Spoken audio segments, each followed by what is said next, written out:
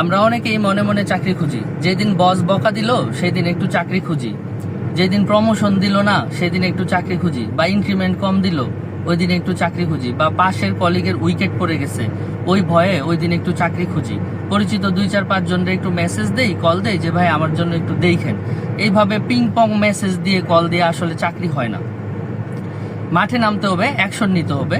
এটার সবচেয়ে বেশি রেজাল্ট ওরিয়েন্টেড প্র্যাকটিক্যাল উপায় হলো যেই ফিল্ডে কেউ মার্কেটিং এ চাকরি খুঁজতেছে বা কেউ মার্চেন্ডাইজিং এ চাকরি খুঁজতেছে, সে যেই ফিল্ডে চাকরি খুঁজুক ওই ফিল্ডের 20-30 জন যারা লোক আছে, যারা একটু প্রোঅ্যাক্টিভ বা ভালো করছে বা যাদেরকে সবাই চিনে, হ্যাঁ ভালো জায়গায় আছে, ভালো পজিশনে আছে, তাদের লিস্ট করতে হবে।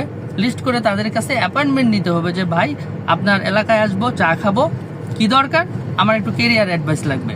তাদের সাথে দেখা করে রিকোয়েস্ট করতে হবে, তারপর সিভিটা দিতে হবে।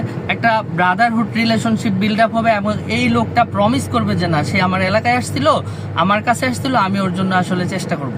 এরকম 1 মাসে 30টা লোকদেরকে ভিজিট করলে যদি এই 20-30 জন লোক যদি পার্সোনালি কমিটমেন্ট করে যে না এই ছেলেটাকে আমি হেল্প করব, জব দেব, 3 মাস পরে ওই ছেলের কাছে 2 থেকে 3টা চাকরি থাকবে এবং সে নিজে কনফিউজ হয়ে যাবে যে এখন আমি কোনটাতে ঢুকবো, এটাতে ঢুকবো নাকি ওইটাতে ঢুকবো।